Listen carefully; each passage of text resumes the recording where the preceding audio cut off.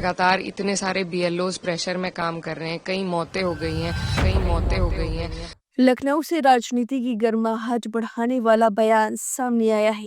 Samajwadi party की कैराना सांसद इकरा हसन ने वोटर लिस्ट के स्पेशल इंटेंसिव रिवीजन एसआईआर को लेकर गंभीर सवाल उठाते हुए चुनाव आयोग और प्रशासन को कटघरे में खड़ा कर दिया है।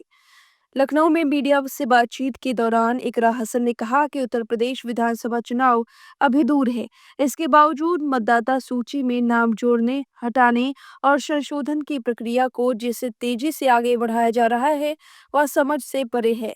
उन्होंने सवाल उठाया कि जब चुनाव सिर पर नहीं है, तो मतदाताओं को अपनी जानकारी दुरुस्त कराने के लिए पर्याप्त समय क्यों नहीं दिया जा रहा है। इकरा हसन ने इस पूरी प्रक्रिया में बूथ लेवल ऑफिसरों बीएलओ पर पड़ रहे भारी दबाव को लेकर भी चिंता जताई है। उन्होंने कहा कि सीमित समय में बड़े लक्ष्य पूरे करने का दबाव बीएलओ को मानसिक और शारीरिक रूप से तोड़ रहा है। कुछ इलाकों से ऐसी परेशान करने वाली खबरें भी आई हैं जहां अत्यधिक तनाव के कारण बीएलओ की तबीयत बिगड़ने और मौत तक के मामले सामने आए हैं। शासन ने इसे प्रशासन के लिए खतरनाक संकेत बताया है। उन्होंने कहा कि इस जल्दबाजी का असर सिर्फ कर्मचारियों तक सीमित नहीं है, बल्कि आम लोग भी इसकी कीमत चुका रहे हैं। कई पात्र मतदाताओं के नाम सूची से गायब हो रहे हैं। दस्तावेजों के नाम पर लोगों को बार बार दफ्तरों के चक्कर काटने पड़ रहे हैं और तकनीकी खामियों की वजह से नाम दर्ज नहीं हो पा रहे हैं।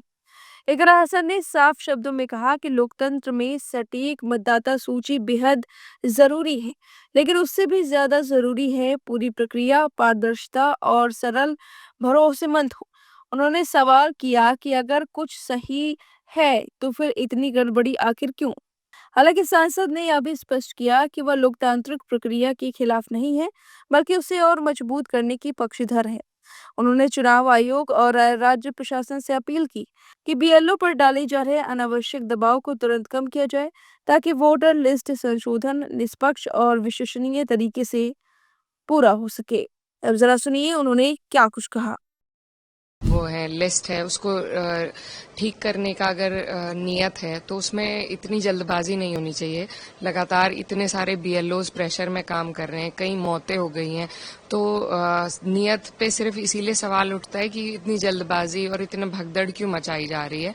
अभी सर्दियों का मौसम था, शादियों का भी मौसम था, तो इस बीच में इधर उधर लोग अपने रिश्तेदारों में थे, तो जिस हिसाब से एसआईआर की प्रक्रिया हो रही है उस पे सवाल उठते हैं कि इतनी जल्दबाजी इसमें क्यों बरती जा रही है। अगर ये सिर्फ एक रिफॉर्म है तो उसको एक आराम से, अभी उत्तर प्रदेश के चुनाव में वक्त भी है, तो वक्त देकर सभी लोग अपनी संतुष्टि के साथ अपने वोटर लिस्ट करेक्ट करा लें, तो इतनी मोहलत मिलनी चाहिए। हालांकि अभी तो 2 महीने का टाइम है, दो वीक्स का टाइम एक्सटेंड भी किया है। जी नहीं, वो सिर्फ एक कैटेगरी के लिए है, जो सी कैटेगरी में जिन लोगों का गया है उनको अब मौका मिलेगा। जो अब तक जो लोग 2003 में अपना नाम नहीं ढूंढ पाए, कई ऐसे केसेस हैं जो लोग अभी बहुत परेशान हैं।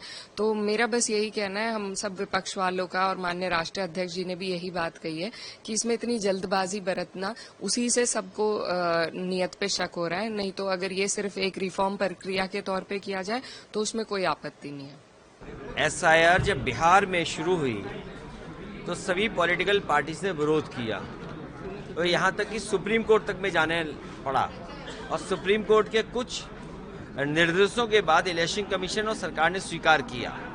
लेकिन इधर ये जो एसआईआर की एक्सरसाइज है, ये एसआईआर की एक्सरसाइज वोट जोड़ने के लिए होनी चाहिए, वोट काटने के लिए नहीं होनी चाहिए। बिहार में बड़े पैमाने पे वोट काटा क्योंकि आज डेटा अवेलेबल है, बूथ लेवल पे डेटा अवेलेबल है, तो बीजेपी जहां जहां हार जाती है वहां वोट कटवा देती है। यूपी में 3 करोड़ वोट कटने जा रहा है, और जिस कॉन्स्टिट्यूंसी से मैं चुन करके आता हूं, अभी जो डेटा निकल करके आया वो है कि 2 लाख से ज्यादा वोट कट रहा है।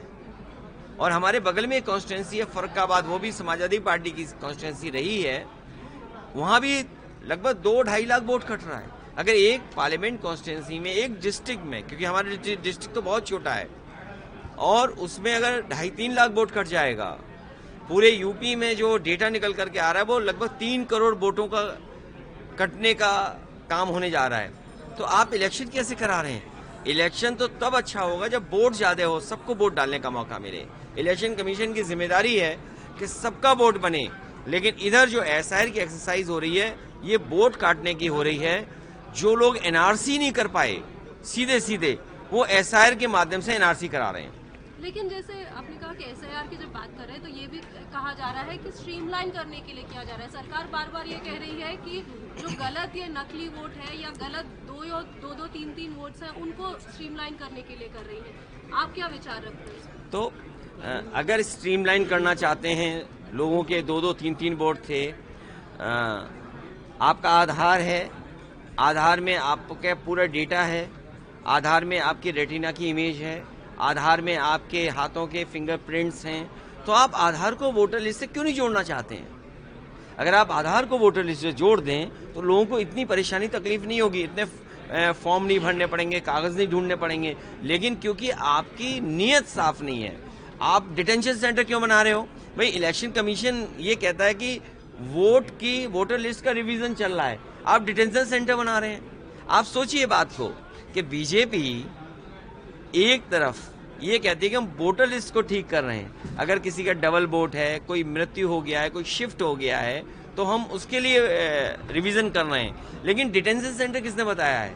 डिटेंशन सेंटर कौन बना रहा है? इलेक्शन कमीशन बना रहा है कि बीजेपी बना रही है? तो इसका मतलब एसआईआर के साथ एनआरसी भी है, और फिर आपने आधार में सब कुछ रिकॉर्ड किया हुआ है, इतना डेटा आपके पास है, तो आधार को आप क्यों नहीं मान रहे हैं? वोटर लिस्ट से क्यों नहीं जोड़ रहे हैं आप? मैं जिस कॉन्स्टिट्यूंसी से जीत करके आता हूँ, उस कॉन्स्टिट्यूंसी में 3 लाख वोट हटा दिए गए हैं जहां मैं जीता हूं। इसीलिए मैंने कहा कि बीजेपी जहां पर हारती है, जहां पर बीजेपी हार रही है वहां वोट हटा रही है बीजेपी, जहां बीजेपी हारती है वहां वोट डिलीट करा रही है। तो ममता जी के ऑब्वियसली ये डिलीट इसलिए क्या, क्योंकि ममता जी जीतती वहां, ममता जी को हराने के लिए डिलीट किए जा रहे हैं। मैं अपनी कॉन्स्टिट्यूंसी का बता सकता हूं कि जो डिलीट होने वाले वोट हैं वो लगभग 3 लाख वोट हैं। अभी मैं आपको बताता हूं, जस्ट अ मोमेंट है, या जस्ट अ मोमेंट। देखिए, this is Farrukhabad, 3 lakh vote खत्म होने जा रहे हैं। Kannauj district parliament constituency 2,86,000। जिस कॉन्स्टिट्यूंसी से मैं जीत के आया हूं वहां पे 2,86,000 वोट कम का डिलीट हो रहे हैं। और मैं आज आपसे कहता हूं, आजमगढ़ जो सबसे स्ट्रॉन्ग कॉन्स्टिट्यूंसी है हमारी, आजमगढ़ डिस्ट्रिक्ट में 2 पार्लियामेंट हैं, दोनों समाजवादी पार्टी जीतती है, वहां पर 15 लाख वोट काटने की तैयारी है। आप सोचिए, एक डिस्ट्रिक्ट में अगर 15 लाख वोट काट देंगे तो क्या सिचुएशन होगी? तो जो ममता जी कह रही हैं वो ठीक कह रही हैं, और इलेक्शन कमीशन की जिम्मेदारी ये बनती है कि वोट बनवाएं, और इतनी ट्रांसपेरेंसी तो हो कि जो मैपिंग ऐप है, जो डेटा इकट्ठा कर रही है, वो कौन सी कंपनी है। इतना तो हमें पॉलिटिकल लीडर्स को जानना चाहिए।